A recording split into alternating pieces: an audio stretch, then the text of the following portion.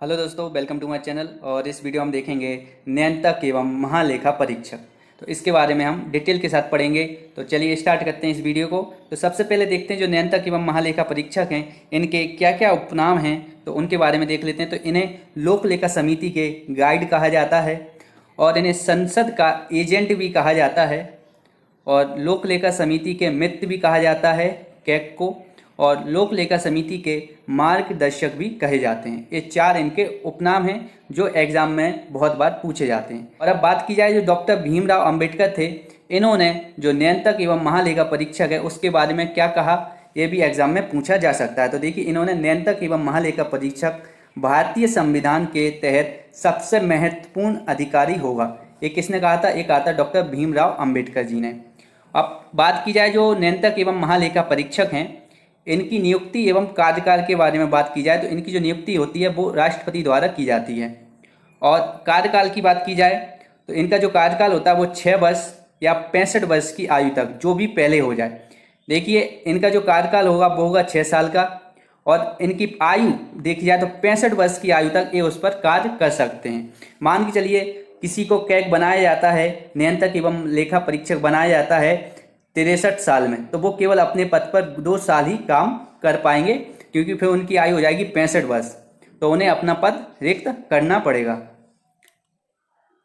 इसके बाद बात की जाए कि इन्हें हटाने की कौन कौन सी विधियां हैं, तो देखिए, पहला है कि ये स्वयं राष्ट्रपति को अपना त्यागपत्र दे दें, एक तो ये विधि हो गई।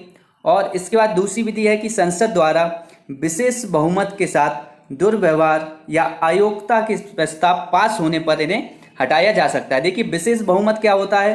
तो संसद है, और संसद में कुल कितनी सीटें हैं, और उन सीटों के जो 2/3 सदस्य हैं वो अगर इस प्रस्ताव को पास कर देते हैं तो उसे कहा जाता है विशेष बहुमत। ठीक है, तो अगर कोई कैग है, नियंत्रक एवं महालेखा परीक्षक है, और उन पर दुर्व्यवहार या अयोग्यता के प्रस्ताव को पास किया जा सकता है संसद से, तो उन्हें अपने पद से हटाया जा सकता है।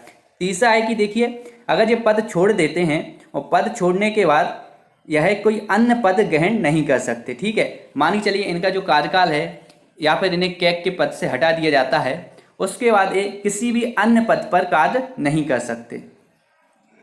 अब बात की जाए कि जो नियंत्रक एवं महालेखा परीक्षक हैं, इनके वेतन एवं सेवा शर्तों की, तो इनका वेतन, अन्य सेवा शर्तें संसद द्वारा निर्धारित होंगी। देखिए, जो संसद है उसके द्वारा इनकी जो सेवा शर्तें हैं, वेतन है, वो निर्धारित किए जाएंगे।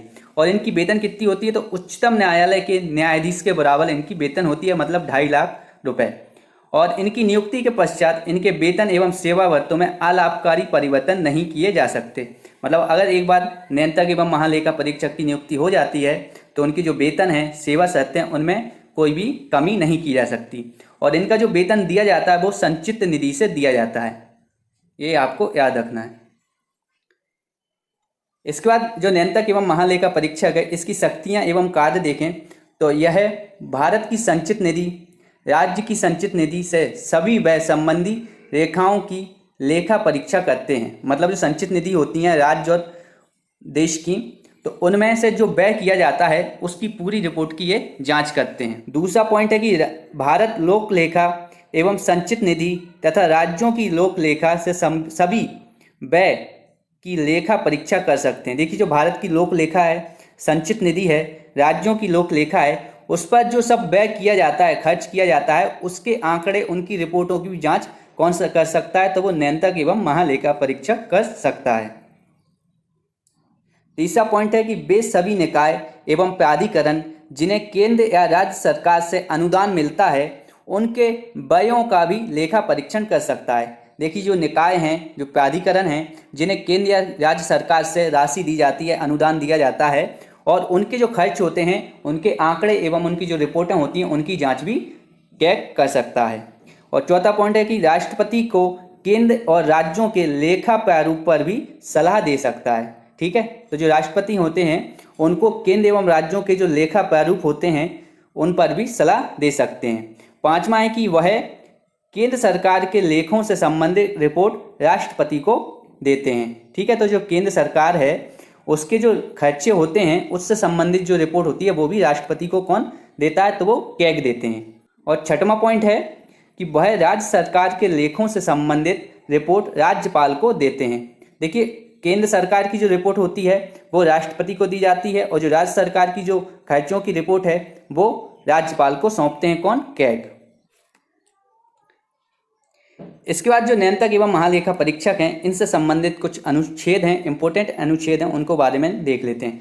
देखिए अनुच्छेद 148 में, आर्टिकल 148 में भारत के जो नियंत्रक एवं महालेखा परीक्षक हैं उनका प्रावधान किया गया, उनके पद का प्रावधान किया गया है, और उनकी नियुक्ति किस प्रकार होगी, कौन करेगा, ये सब किसमें है? आर्टिकल 148 में।